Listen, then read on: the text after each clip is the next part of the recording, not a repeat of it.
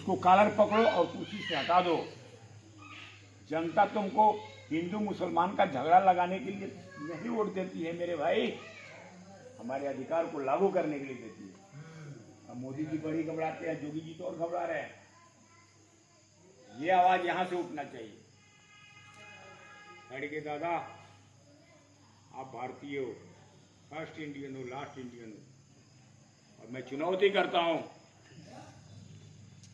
यहां से। खड़गे दादा के गांव में मैं काम करता हूं। खड़गे दादा के हम कर्नाटका भवन दिल्ली पे गए हैं। ऐसा नहीं कि खड़गे दादा मेरे चेहरे को नहीं जानते। अभी राजेंद्र पाल गौतम जी उनके साथ है। राजेंद्र पाल गौतम जी जब 22 प्रतिज्ञा दिल्ली में देते हैं राजरत्न के साथ, तो ब्राह्मणों ने विरोध किया था, वो देशद्रोही है। मैं चुनौती करता हूं खड़गे दादा का साथ देते हुए। खड़गे दादा को उम्र 100 साल हो गई, मैं भी 72 साल की उम्र में हूं। पार्लियामेंट में खड़गे दादा जैसा हीरो कोई दूसरा हुआ ही नहीं। खड़गे दादा को अगर मैं तीसरा अम्बेडकर बोलूं तो चलेगा? दूसरा कांसीराम साहब है, जिसकी का भी मैं लीडर रहा। अभी मैं खड़गे दादा का सपोर्टर हूं। तो तीसरा बाबा साहब पैदा हुए हैं। राहुल जी को भी मैं संदेश दिया था तो कर्नाटक भवन में, उनको लगता है कि जरूर लग गया होगा। खड़गे दादा उज्ज्वल भविष्य के लिए उम्र की तो लगता है कि आप मेरे बाप को हैं, हमसे बहुत बड़े हैं। तो यही मैं खड़गे दादा से महसूस करता हूँ। आपके गाँव में बस्तियों में नन्हे मुन्ने बच्चों को मैं बता रहा हूँ कि इस संविधान यही चलाएंगे, यही बताएंगे। आपको बताने जा रहा हूँ कि बाबा साहब का इच्छा का एक शब्द भारतीय संविधान का आर्टिकल है, कानून है, व्यवस्था है, उसे खड़गे दादा को अपने देश में निश्चित लागू करना चाहिए।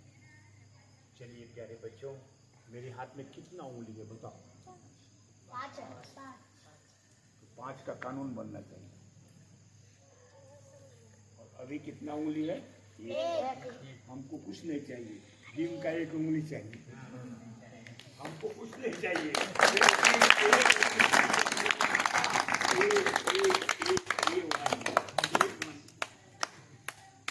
एक उंगली दिखाने वाला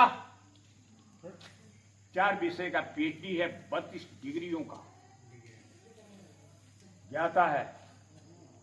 कोलंबिया यूनिवर्सिटी अमेरिका का एजुकेशन विभाग ने एक उंगली दिखाने वाले को क्या बोला? शैम्बुल ऑफ नॉलेज। यहाँ के लोग क्या कहते हैं? कलम का बसा। खड़गे दादा, आप पार्लियामेंट में गए हो एक उंगली के कारण, भीम के संविधान के कारण, वहां से आप एक ताकत को थे, इसीलिए एक उंगली।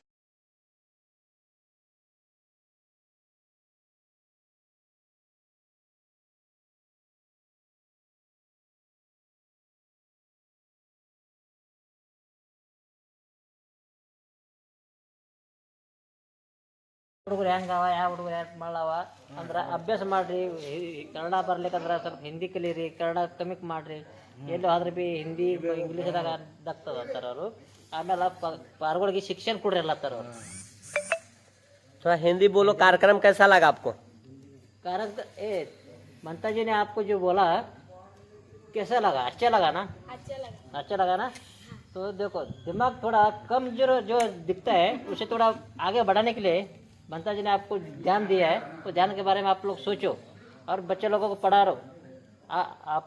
हम लोग के लिए इतना कष्ट से आया है, इसके लिए हम धन्यवाद करते हैं। बहुत अच्छा भाई।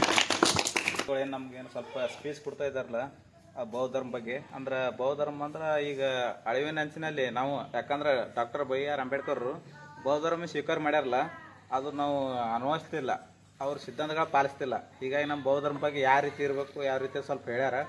ಮೇಲಾಗಿ ಶಿಕ್ಷಣವಾಗಿ ನಾವು ಭಾಳ ಹಿಂದೆ ವಂಚಿತಿದ್ದೇವೆ. ಯಾಕಂದ್ರೆ ಒನ್ ಸ್ಪೆಲ್ಲಿಂಗ್ ಬರಲಾಗ್ಯದ, ಸೆಕೆಂಡ್ ಸ್ಪೆಲ್ಲಿಂಗ್ ಬರಲಾಗ್ಯದ, 10 ಸ್ಪೆಲ್ಲಿಂಗ್ ಬರಲಾಗ್ಯದ.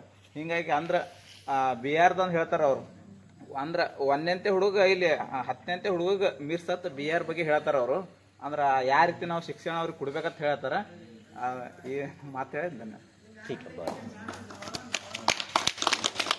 ಇವತ್ತು ಶಿಕ್ಷಣದ ಮಾತು ಹೇಳಕತ್ತಾರ ಅವರು ಯಾರು ಹೆಂಗಿರ್ಬೇಕು ಯಾವ ರೀತಿಯಾಗಿರ್ಬೇಕು ಅನ್ನೋದು ಇವತ್ತು ನಮ್ಮ ಸಮಾಜ ಅರ್ಥ ಮಾಡ್ಕೋಬೇಕು. ಎಲ್ಲರೂ ಎಂತಿಂತ ಮನೆ ಕಟ್ಟ್ಯಾರ ಎಂತಿಂತ ಇದು ಕಟ್ಟ್ಯಾರ. ಇವತ್ತು ನಾವೇನಾದ್ರೂ ಗುಡಿಸಲ್ದಾಗಿದ್ದೀವಿ ಗಟ್ರಗಳಂತ ಕೆಲಸ ಮಾಡ್ತೀವಿ. ಬೇರೆಯವ್ರ ಮಕ್ಕಳು PSI ಮತ್ತೊಂದು ದೊಡ್ಡ ದೊಡ್ಡ ಉದ್ಯೋಗಗಳು ಆಲತ್ತಾರ. ನಮ್ಮವ್ರು ನೋಡಿದ್ರೆ ನಾದರೂ ಇಲ್ಲೇ ಅದಾರ. ಯಾವಾಗ ನಮ್ಮ ಮುಂದೆ ಓದ್ತೀವಿ. ಇವತ್ತು ಇಂಗ್ಲೀಷ್ ಶಿಕ್ಷಣ ಯಾವ ರೀತಿ ಅದ, ಕನ್ನಡ ಶಿಕ್ಷಣ ಯಾವ ರೀತಿ ಅದ, ಮತ್ತು ನಮ್ಮ ಸಮಾಜ ಯಾವ ರೀತಿ ಅದ, ನಾವು ಯಾವ ರೀತಿ ಹೊಂಟಿದ್ದೀವಿ ಅನ್ನೋದು ನಮ್ಮಲ್ಲಿ ಪರಿಜ್ಞಾನ ಇಲ್ಲ. ಇವತ್ತು ಮಕ್ಕಳಿಗೆ ನಾವು ದುಡಿಯೋದು ಬಿಡಿಸಿ ಸರಿಯಾಗಿ ಶಿಕ್ಷಣ ಕೊಡಬೇಕು. ಇವತ್ತು 12 ವರ್ಷಕ್ಕೆ ಬಂದು 15 ವರ್ಷಕ್ಕೆ ದಾರು ಕುಡಿಯೋದು ವಿಮಲ್ ತಿನ್ನೋದು ಮಾಡ್ತಾವೆ ಮಕ್ಕಳು. ಆ ಥರದ ಚಟಗಳು ಬಿಡಿಸಿ ಇವತ್ತು ಒಳ್ಳೆಯ ಶಿಕ್ಷಣ ಕೊಡ್ಸಿದ್ರೆ ನಮ್ಮ ಸಮಾಜನ ಅಭಿವೃದ್ಧಿ ಆಗ್ತದ, ಮುಂದೆ ಬರೋಂಥ ಪೀಳಿಗೆಗಳನ್ನ ಅಭಿವೃದ್ಧಿ ಆಗ್ತದ. ಅಂಥ ಒಂದು ಕೆಲಸ ನಾವೆಲ್ಲರೂ ಮಾಡೋಣ. ಕೇವಲ ಬೌದ್ಧ ಧರ್ಮ ಅಂದ್ರೆ ಅದೊಂದು ಜಾತಿ, ಒಂದು ಧರ್ಮ ಅಲ್ಲ, ಅದು ಒಂದು ಬುದ್ಧಿ, ಅದು ಒಂದು ಶಿಕ್ಷಣ. ಇನ್ನೇನು ಹೇಳಿದ್ರಲ್ಲ ಅವ್ರು ಅರ್ಥ ಆಗಿರ್ಬೇಕಲ್ಲ ಬುದ್ಧ ಅಂದ್ರೆ ಏನು, ಯಾವ ರೀತಿ ಮಾಡ್ಬೇಕಂದ್ರೆ ಆ ರೀತಿಯಾದ ನಾವು ಸಮಾಜವನ್ನು ಹೋದ್ರೆ ಮುಂದೆ ಹೋಗ್ತೀವಿ. ಇಲ್ಲಾಂದ್ರೆ ನಾವು ಅವರು ಹೇಳಕತ್ತಿರಲ್ಲ ಅವ್ರು ಹಿಂಗಟ್ರ ಬೆಳೆ ಕೆಲಸ ಅದೇ ರೀತಿಯನ್ನ ಕೆಲಸ ಮಾಡ್ತೀವಿ. ಇನ್ನು ಮುಂದಾದ್ರೆ ನಮ್ಮ ಮಕ್ಕಳಿಗೆ ಸರಿಯಾದ ಶಿಕ್ಷಣ ಕೊಟ್ಟು ನಮ್ಮ ಸಮಾಜಕ್ಕೆ ದೊಡ್ಡ ಮಟ್ಟದಲ್ಲಿ ಹೋಗ್ಬೇಕಂತೇಳಿ ಇಷ್ಟೇ ಕೇಳ್ಕೊತೀವಿ ಅಷ್ಟೇ. ಅವರು ಬಂತೇಜಿಯವರು ಇಲ್ಲಿ ಬಂದಿದ್ದೇ ನಮ್ಮ ದೊಡ್ಡ ಒಂದು ಪುಣ್ಯದ ಕೆಲಸ ಅಂತ ನಾವು ತಿಳ್ಕೋಬೇಕು. ಯಾಕಂದ್ರೆ ಅವರು ಬಾಬಾ ಸಾಹೇಬ್ರ ಬಗ್ಗೆ ಭಾಳ ಸವಿಸ್ತಾರವಾಗಿ ಹೇಳಿದ್ರು. ಬುದ್ಧನ ಬಗ್ಗೆ ಅಷ್ಟೊಂದು ಸವಿಸ್ತಾರ ಹೇಳಿಲ್ಲ. ಅವರು ಮೊದಲು ಏನು ಹೇಳ್ಯಾರೋ ಎಲ್ಲ ನಿಮಗೆ ಗೊತ್ತಿರ್ಬೋದು. ಆದರೆ ಶಿಕ್ಷಣದ ಬಗ್ಗೆ ಭಾಳ ಮಹತ್ವ ಹೇಳಿದ್ರು. ಎಲ್ಲ ಮಕ್ಕಳಿಗೆ ಶಿಕ್ಷಣ ಕಲಿಸ್ಬೇಕು, 1ರಿಂದ 10 ದೊಡ್ಡ ದೊಡ್ಡ ಹುದ್ದೆದಾಗ ಸೇರ್ಬೇಕಂತೇಳಿ ಅವ್ರ ಆಸೆ ಅದ. ಅವ್ರು ಬಂದಿದ್ದಕ್ಕಾಗಿ ನಮಗೆಲ್ಲ ಭಾಳ ಸಂತೋಷ ಅದ, ನೆಮ್ಮದಿ ಅದ. साधु